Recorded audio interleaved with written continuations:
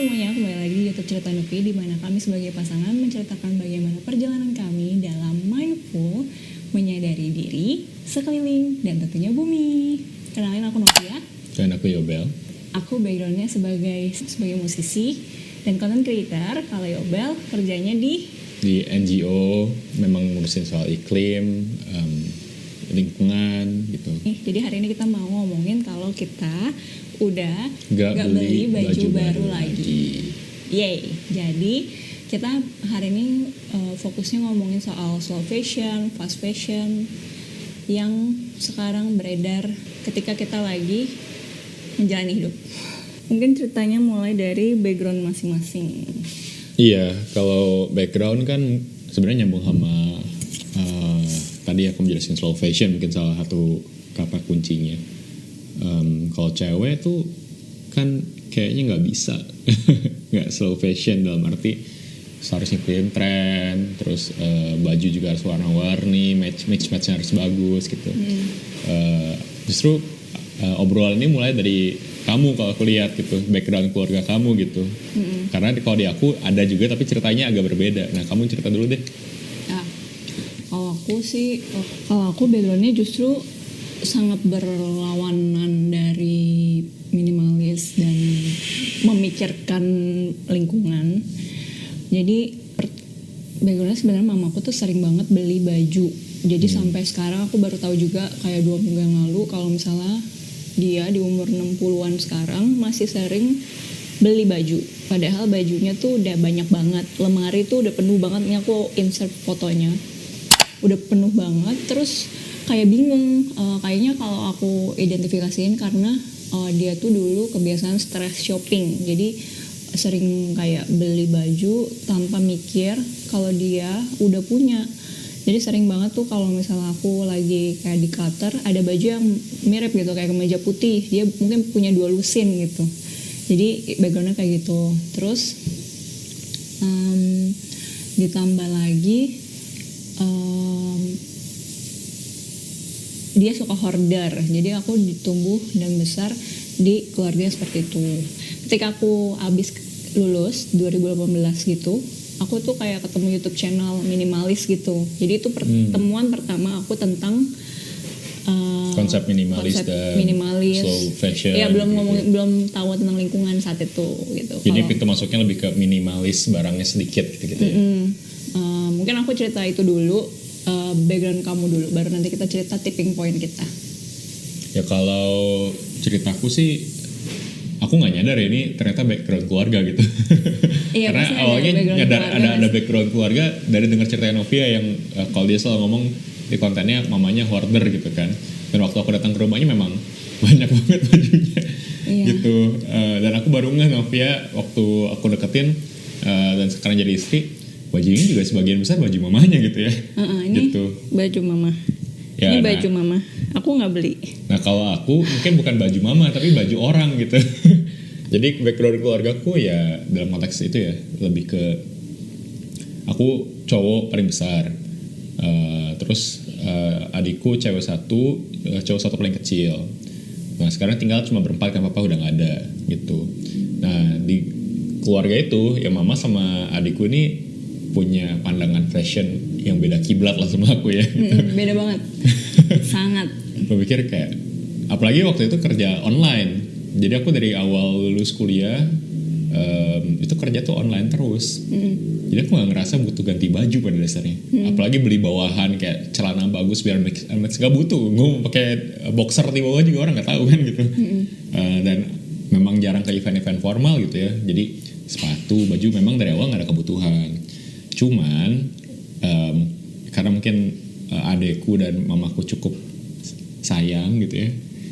Kayak kan jadi pandangan mama sama adik kamu tuh kalau yang bagus tuh kayak gini. Iya, jadi karena sayang gitu ya, ke aku. Dalam bentuk sayangnya yang dia harus memberikan yang bagus. Iya. Padahal aku tuh sering ngomong gitu, jangan beliin aku baju udah nggak butuh. Gitu. Jadi gak butuh di satu sisi emang karena gak ada kebutuhan formal, terus aku juga gak mau nambah-nambah baju gitu kan. Dan aku tuh selalu aja dapat baju baru kalau ada event-event yang memang gak bisa nolak. Jadi misalnya ada event kantor Iya, iya. atau kampanye, ya ini baju ini nih. Kampanye ya.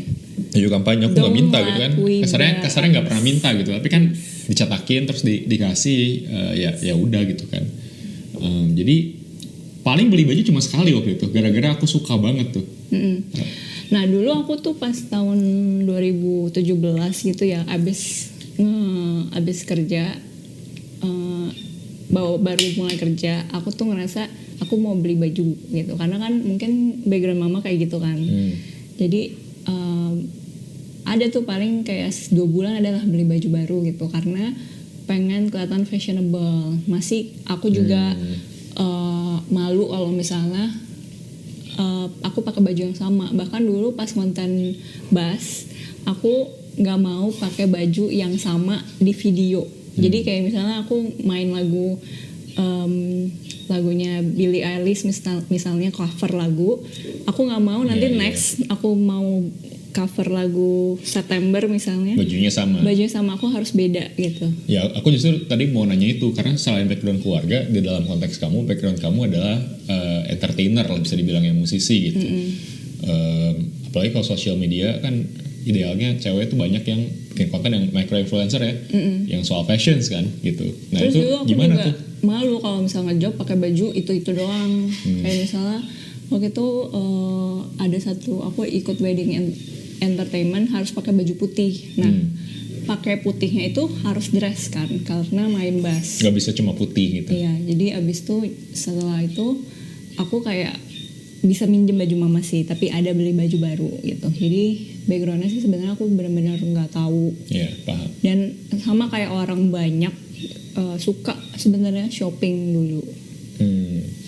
Nah kalau dari tadi kan kamu bilang tipping point gitu ya.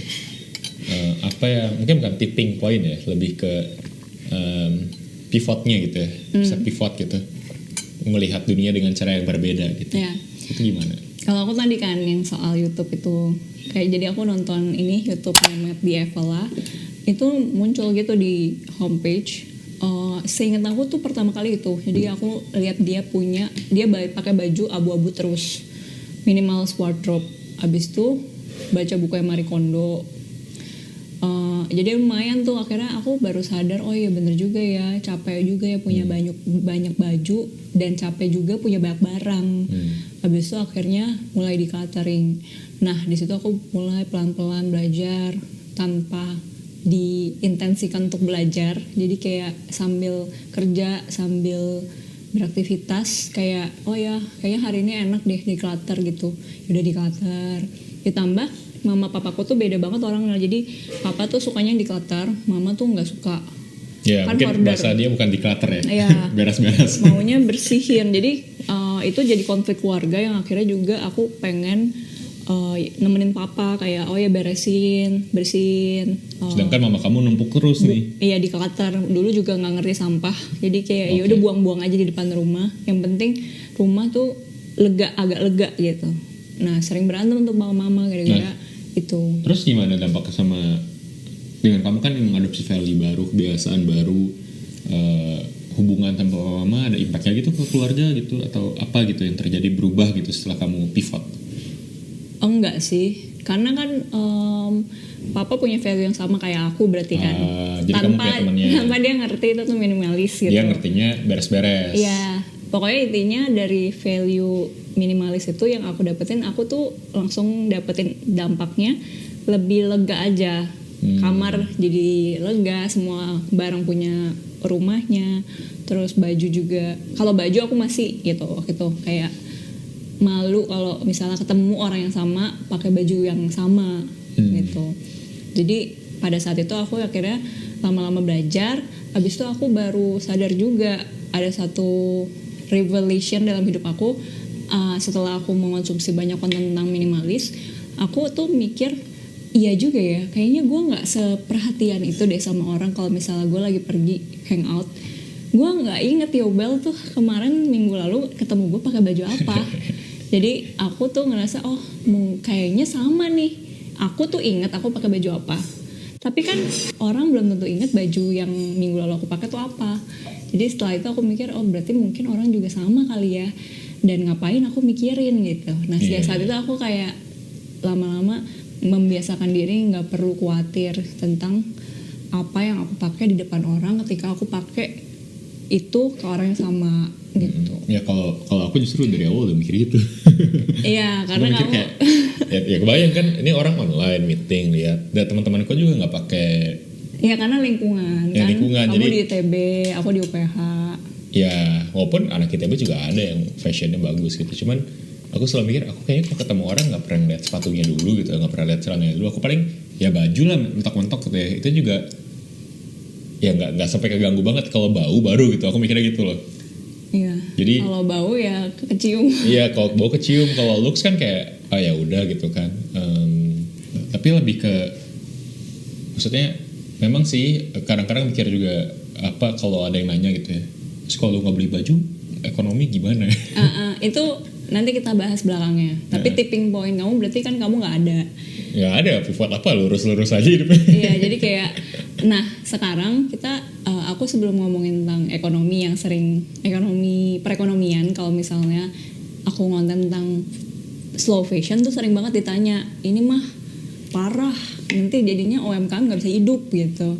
Nah sebelum kita bahas itu, kita bahas soal value baju dulu. Jadi kan setelah kita kayak kalau kamu kan udah dari awal udah kayak gitu, lingkungan juga mendukung, jadi nggak merasa harus, dan kamu juga pria Yang nggak punya beban Iya. sosial gitu ya. beban sosial lebih ke wanita karena kita tahu stereotipnya ya Beauty standard lah. iya, terus harus kayak makanya kayak kemarin juga kita ngobrol, aku harus pakai alis dulu, aku harus makeup dulu. Kamu kalau bikin video ya aku kadang nggak pakai juga, cuma at least pakai alis gitu. Nah Yobel tuh gini doang nih, belum Nggak mandi masih oke gitu, Baru meeting nggak mandi ya. nggak merasa kenapa-napa gitu, dan looks good gitu. Kalau cewek tuh entah kenapa kalau nggak pakai apa-apa tuh kayak jadinya kayak nggak apa sih, Nggak well represent. iya kayak gitu. Nah itu satu. Terus yang kedua adalah baju itu tuh sebenarnya fungsinya filosofi yang kita pegang, value yang kita pegang, yang bikin kita juga jadi makin optimis, makin kuat, makin bertekad untuk dan nggak malu adalah fungsi baju itu sendiri gitu. Fungsi baju ya buat dipakai, buat menutupi tubuh, melindungi tubuh kita. Kalau dingin ya kita pakai yang panjang, lengan panjang. Kalau lagi panas ya pakai yang lebih tipis. Tapi itu fungsinya untuk melindungi tubuh kita. Udah gitu. Mestinya harga diri kita nggak ditaruh di baju maupun fashion yang kita pakai, karena nggak akan ada habisnya gitu. Ya kalau fungsi sih aku waktu itu kerasa banget waktu pindah ke kerja di negara lain ya, kayak ada trip gitu. Itu ke Manchester, UK. Lagi musim dingin tuh, dinginnya tuh dingin yang salju sih enggak, tapi lembab dingin gitu kan, berangin, Nggak terus di Indo hujan lah. terus tapi Jauh kecil. dari kondisi di Indonesia. Matahari tuh kayak keluar kayak dia tidak berdaya gitu. Nah aku nggak punya baju lengan panjang. Gitu. Tapi kan awal juga pikir apa beli gitu ya. Tapi kan cuma berapa minggu di situ. Akhirnya minjem long john gitu kan. Solve masalahnya. Jadi sebenarnya ada aspek tadi fungsi, tapi di balik aspek fungsi ada layer berikutnya tuh kayak sering apa sih lu makainya gitu. Bener, lu cuma hidup seminggu, misalnya kayak lu pakai baju itu ya untuk seminggu bisa 1 kali gitu ya, karena kita nunggu dia dijemur, kering dan lain-lain. Bisa karena kamu sibuk juga jadi nggak sempet nyuci dulu. Tapi dalam satu lemari bisa aja kita cuma pakai satu baju tuh mungkin 3 bulan sekali, gara-gara bajunya terlalu banyak gitu. Dan ini nggak berlaku ya sama mamaku yang lemarinya kayak gitu. Bisa aja dia pakai itu 5 tahun sekali gitu. Bahkan dia sering kali lupa kalau baju itu ada gitu, karena udah di uol gitu. Nah jadi fungsinya tuh buat kami itu yang bikin kami jadi kayak makin pede untuk kita nggak apa-apa pakai baju itu aja gitu, karena banyak banget yang nanya gimana caranya bisa survive gitu, apalagi kalau teman kantornya julid gitu. Tapi kerasanya sih waktu mulai kan aku memang baju nggak banyak, kamu juga waktu pindah ke rumah sudah nikah kan baju nggak banyak. kan aku yang do the laundry, kan mostly ya, walaupun nggak selalu. Tiap 3 hari 4 hari, terus kelihatan tuh waktu bajunya kering mau dimasukin ke lemari, kelihatan tuh baju tuh tinggal nyisa segitu doang gitu, cuma sebaris sedikit gitu doang udah mau celana, dan hidup baik-baik saja gitu. Iya, hidup baik-baik aja, justru malah lebih nyaman karena nggak usah mikir lagi, oh ya celana yang ini lagi dicuci, ya udah pakai yang ini gitu, mau gimana lagi gitu. Terus aku sebenarnya ada cheatnya juga, kayak karena kan mamaku punya banyak baju ya, jadi kadang ya minjem aja gitu. Ya, itu konteks khusus ya. Konteks khusus, tapi ya sebenarnya tanpa baju mama pun aku bisa hidup gitu, bertahan dengan baik gitu. Ya. Jadi sebenarnya kita harus kembali ke fungsi baju itu sendiri, karena fun fact yang aku selalu ceritakan, baju yang ada di bumi ini bisa cukup untuk 6 generasi ke depan gitu, generasi sebumi loh. Jadi bumi nih ada 6 kali nih kayak gini, baju barunya tuh cukup gitu. Jadi sebenarnya kalau kita beli baju terus menerus itu tuh nggak imbang gitu untuk cost yang dibayarkan sama bumi gitu, resources yang kita pakai atau sumber daya yang kita pakai. Nah, nyambung sama sumber daya sebenarnya value yang lain. Tadi kan value personal, mungkin ada preferensi juga gitu, ada aspek sosial budaya gitu, atau konteks keluarga. Sebenarnya aku sih ngelihat value baju tuh beyond that gitu, yang mungkin ini lebih aneh lah buat di pandangan orang banyak gitu. Aku ngeliat baju tuh lebih kayak, ini baju tuh datang dari satu tempat, dibikin oleh seseorang dan akan berakhir di satu tempat gitu. Nah, kebetulan aku pernah ke tempat berakhirnya nih, kan, ke tempat pembuangan akhir yang memang resmi gitu, walaupun modalnya ditumpuk aja gitu dari TPA, atau yang nggak resmi. Yang nggak resmi tuh yang kalau di Bandung tuh ada pasar-pasar yang nerima kain-kain bekas tuh, Cigondewa gitu kalau orang-orang Bandung tahu ya. Itu tuh banyak banget kain-kain sisa potongan, terus baju. Jadi kebayang gak setiap kita bikin baju ini teh kalau kita buang, yang kita buang tuh gak cuma ini, tapi sisa kain produksinya. Dan itu tuh numpuk banyak banget. Dan teman aku salah satunya bikin usaha, bikin kayak kantong-kantong dari kain bekas, ambil dari Cigondewa, cerita. Kalau nggak habis tuh kain, di mana? Dibakar di pabrik, jadi bahan bakar.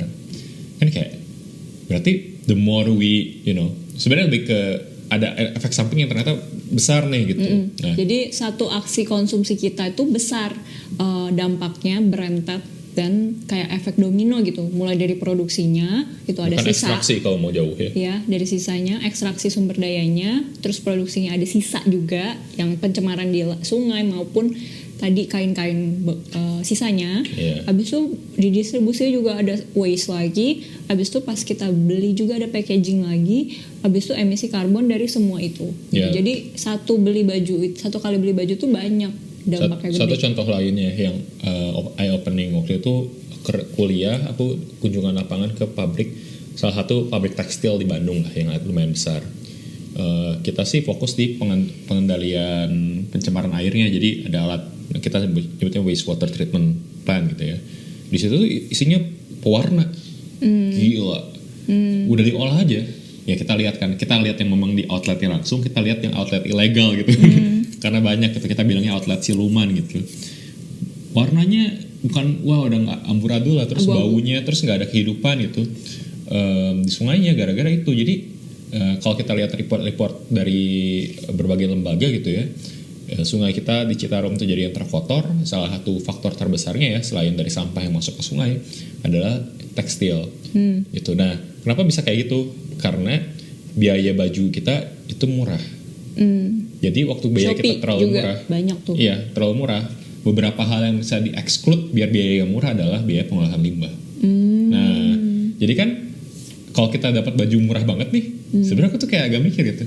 Kenapa bisa gitu? Karena pasti ada harga yang di-cut sebelumnya. Nah, makanya itu juga menjawab sustainable fashion brand itu kenapa mahal, karena itu sebenarnya cost dari baju kita sesungguhnya gitu, karena dia pasti gaji buruhnya baik, pengrajinnya baik, terus dia juga mikirin limbahnya, dia mikirin sumber dayanya dengan baik juga, dengan kemanusiaan lah gitu, dan harganya tuh imbang gitu, fair untuk pembeli maupun si orang-orang yang harus bekerja di sustainable brand itu. Nah, nyambung nih sama tadi ya soal ekonomi.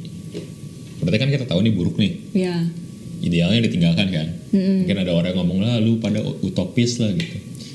Utopia gitu kan.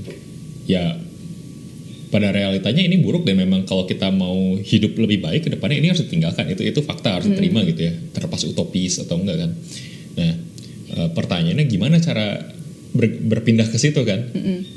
Betul. Kalau kamu ada pernah dengar apa dari komentar atau dari pertanyaan? Kalau aku biasanya kan research buat konten kan. Jadi sebelum pasti ada kayak ada child labor, terus segala hal yang ada di balik dari sebuah brand yang kelihatannya prestige, terus kayak luxury gitu, tapi ternyata belakangnya tuh menjijikan gitu. Serem. Ini fast fashion itulah ya. Iya.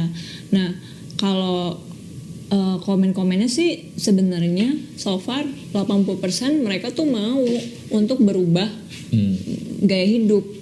Tapi sosial. Jadi hambatannya gitu. Tekanan sosial yang bikin mereka tuh nggak bisa untuk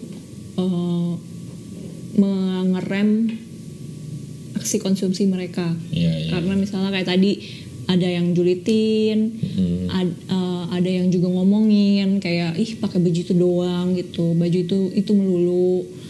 Ya jadinya mereka jadi harus beli lagi. Di samping memang mungkin mereka pengen gitu tergiur sama iklan gitu kan, biasa iklannya lucu-lucu gitu. Iya. Gitu sih. Ini jadi ingat konten kamu yang awal-awal riset tuh soal Rana Plaza yang di Bangladesh di Dhaka ya. Itu kan jadi kalau kita lihat baju ya yang fast fashion yang biasa perusahaannya tuh multinasional, dari sini ada dari sana ya. Mereka tuh barangnya dijual di Indonesia, made in China, made in Bangladesh, made in Vietnam. Yang aku tahu nih sebut merek misalnya kayak Cotton Ink ya. Atau Uniqlo produknya gimana? H&M. Uniqlo juga kan ya? Itu yang sempat heboh tuh berapa bulan yang lalu. Iya. Zara ya. Terus kayak kalau aku inget banget H&M karena aku punya sweaternya warna pink. Waktu itu aku pernah kontenin dan itu tulisannya benar made in Bangladesh. Which is kalau kita search fast fashion in Bangladesh atau child labor in Bangladesh, keluar tuh semuanya. Bagaimana kehidupan si labor ini di Bangladesh, dan itu juga bukan kayak di Indonesia ya, kayak labor tuh pasti umur 20-an gitu. Enggak, ya umur anak kecil gitu, masih kecil, masih remaja gitu. Mereka tuh gak diperlakukan seperti anak kecil gitu. Kalau di Indo kan pasti pengrajinnya juga paling ibu-ibu yang memang udah umur produktif gitu. Jarang yang bener-bener kayak masih SD gitu. Nah itu banyak di salah satunya di negara Bangladesh itu yang aku bener-bener inget. Iya, nah yang aku pikir ya ini mode campaignerku nyala nih gitu. Kalau ditanya gimana transisinya, pasti pertama kita harus mengalihkan subsidi. Kan ini mah bukan sesuatu yang bisa dilakukan Novia gitu ya sebagai individu gitu. Jadi ini ngomongin soal gimana tentang perekonomian kita gitu. Kalau misalnya kita stop beli fast fashion, stop beli produk-produk yang murah ini dalam tanda kutip gitu. Pertama berarti menurut kamu yang pasti harus ada transisi subsidi. Gitu. Ya, jadi ada insentif, disinsentif, ada alokasi keuangan yang memang arahnya ke dunia tadi ya yang kita pengen gitu. Kalau sekarang kan logikanya ya, berarti kan kebijakan yang ada membiarkan hal itu terjadi gitu. Karena bisnis model teman-teman yang di big brands ini, fast fashion ini kan dia massive production, terus massive distribution worldwide, sales di negara-negara mengambil margin sebesar-besarnya dikali volume. Nah berarti kan negara kita membolehkan itu dong. Bahkan kalau suka lihat ya, nggak usah yang big brand, suka ada tuh toko-toko yang kayak jual impor bekas, kayak bekas impor gitu ya, baju-baju. Sisa-sisa. Berarti kan banyak banget kan. Kalau di Bandung tuh ada namanya Pasar Cimol tuh. Nah itu tuh baju-baju. Kayak di Jakarta juga ada Kopra ya. Pasar kok aku belum pernah sih. Nah aku belum pernah juga, tapi biasanya tiap kota ada. Kalau di Bandung tuh di Cimol gitu. Nah itu tuh baju-baju entah dari mana lah gitu. Bisa dari Korea, dari mana gitu, ngumpul di situ tuh. Berarti kan itu dibolehkan. Artinya apa? Sebenarnya dengan dukung fast fashion pun yang teman-teman lokal tuh kesulitan bersaing karena jadi barang-barang lebih tuh masuk ke dalam bersaing dengan barang-barang yang diproduksi locally. Nah, ini juga banyak bilang nih online shop lokal, padahal ya dia impor dari Cina gitu. Ya, jadi harus dibedakan ya. Ini kan kalau ngomongin kebijakan tuh ada pemain-pemainnya. Nah, kita tuh pemain yang mana yang diintervensi? Kita tuh tidak mau mengintervensi idealnya, nggak mengintervensi UMKM yang tadi reseller, gitu kan. Tapi kita mau mengintervensi yang big brands-nya, productions-nya. Ya berarti dari sananya sumbernya. Karena kalau lihat Bandung sebagai salah satu kota yang cukup gencar ya fashionnya, UMKM-nya, ada brand-brand distro lah kalau dibilang. Itu kan mereka produce juga nggak akan semasif Uniqlo, let's say. Jadi kalau memang out of seasons ya udah gitu kan. Iya. Memang nggak ideal. Iya. Tapi secara produksi nggak bakal gila itu yang sampai baju-baju sisanya rejectannya dibuang ke Chile di Latin Amerika kan. Nah ya itu satu step gitu ya. Itu aja jadi satu step tuh, ngurangin dari luar, memperkuat yang di dalam, subsidi UMKM lokal gitu. Terus yang kedua aku pikir mulai bangun budaya repair. Nah jadi sebenarnya kan si upaya-upaya bisnis-bisnis yang kecil-kecil yang informal ini tuh tulang punggung negara loh. Kalau kita lihat angka statistik gitu ya, sebagian besar ekonomi kita itu didukung sektor informal. Nah, jadi kalau ada yang bikin clothing line yang kecil-kecil gitu ya, yang cuma produksi ya paling 30, 40, 50 didukung, itu akan membantu ekonomi lokal lebih besar dan mempekerjakan orang-orang lokal. Dan uangnya pun mengalir ke ekonomi lokal, bukan ke big brands gitu. Jadi itu the next step. Nah tapi yang lebih kerennya lagi aku pikir itu adalah membesarkan budaya reuse dan repair. Karena kan kalau reuse dan repair ya lebih berkurang dampak lingkungannya jelas. Tapi di sisi lain repair ini tuh bisa memberdayakan banyak sekali masyarakat Indonesia dengan populasi yang begini banyak, sektor informal, ibu-ibu gitu ya. Kan kalau misalnya kita bikin baju, nggak semua pabrik baju tuh ada loh di tiap kota. Jadi bisa jadi buruh atau pekerja yang memproduksi baju baru ya. Nggak semua kota bisa loh gitu. Tapi kalau repair semua kota bisa. Itu tinggal bikin sentra-sentranya gitu kan, atau usaha-usaha lokalnya, tapi memang butuh disupport pemerintah. Betul. Artinya keterserapan tenaga kerjanya besar, memperkuat ekonomi lokal, terus juga mengurangi dampak lingkungan, itu repair. Kalau reuse kan sebenarnya yang udah kejadian belakangan juga kan, Pre-love ya maksudnya. Pre-love gitu kan. Thrifting. Tapi Tapi pre-love juga ada hal-hal yang harus dihindari ya, karena banyak pre-love juga yang jatuhnya jadi kayak thrifting market dari barang-barang impor luar. Iya, ya. Yang artinya limpahan. Ya sebenarnya not bad sih gitu, daripada beli yang baru, tapi in a way ini tuh semacam insentif buat orang kayak ya udah tetap. Nggak apa-apa dia beli baju kan nanti bisa di pre-love-in. Iya itu yang harus dihindari gitu ya. Jadi nggak cuma sesimpel kayak ya udah yang penting reuse dan pre-love, tapi harus lihat konteks besarnya. Konteksnya adalah kalau bisa nggak sampai ada produksi baru, ekstraksi baru, makanya repair tuh akan jadi lebih menarik sih menurut buat aku ya. Betapa indahnya kalau misalnya ada sektor repair yang demand-nya tinggi gitu. Jadi kita tuh paling cuma modal benang, mesin jahit, dimana sih sumber dayanya manusianya juga orang-orang lokal, makin banyak yang butuh.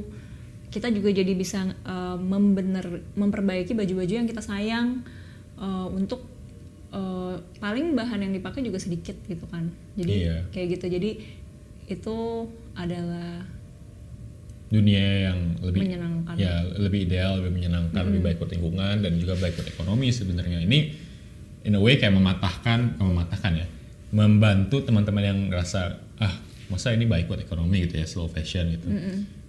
Bisa jadi enggak, bisa jadi ini jauh lebih baik gitu. Betul, karena kita nggak mendukung brand-brand yang diimport, yang fast fashion tadi ya.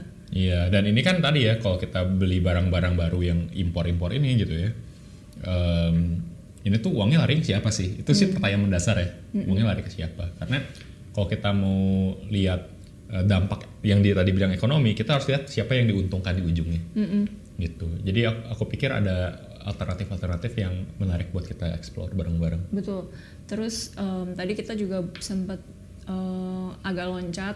Kalau aku tuh udah nggak beli baju baru sekitar dari tahun 2021. Oh iya. Kalau kamu berarti pas ngelamar aku di Jogja. Ya aku waktu itu beli satu baju baru lebih karena satu nggak punya baju putih.